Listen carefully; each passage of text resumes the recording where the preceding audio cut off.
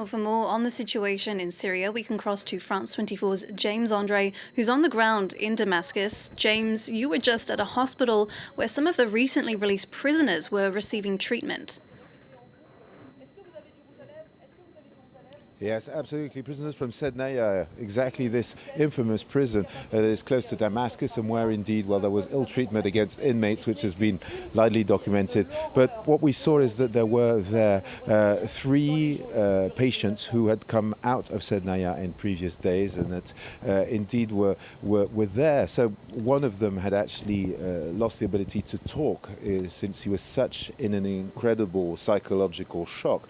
Another one was lying on his side. He did speak. He said he was lucky enough to only stay for 1 year, though he was emaciated and indeed had traces of torture on him. So what you really realize when you see this is the extent of the abuse that was inflicted on these prisoners in the Assad prisons. And what was even more heart-wrenching, I'd say, are the families who were just coming one after the other to try and find their loved ones. They walk around with photos, with pictures of their relatives on their phone, and they go and see these prisoners saying, look, please, was this person in the cell with you? Was he in the same prison as you? Do you know where this person is? Because indeed we are talking about these disappeared Syrians who have basically been plucked off the street by the regime's agents for various reasons. I mean, we visited a prison yesterday. We were told that, for example, wives of activists were simply arrested in order to put pressure on them and then disappeared in this prison system.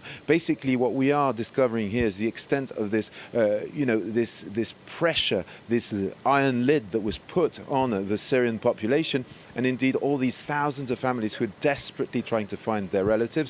With the team, we witnessed one really difficult scene, which at one stage, one of these patients, a man arrived and said, oh, this is my cousin, this is my cousin.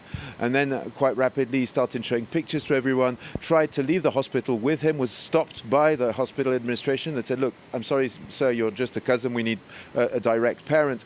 Called for the wife of this man, who came and in fact confirmed it wasn't him. And at the same time, there was another man saying that this person was indeed one of his relatives. So this kind of chaos and indeed extreme situations of people desperately trying to find their relatives is something that's going on here in Damascus, but really in a large part of Syria at the moment.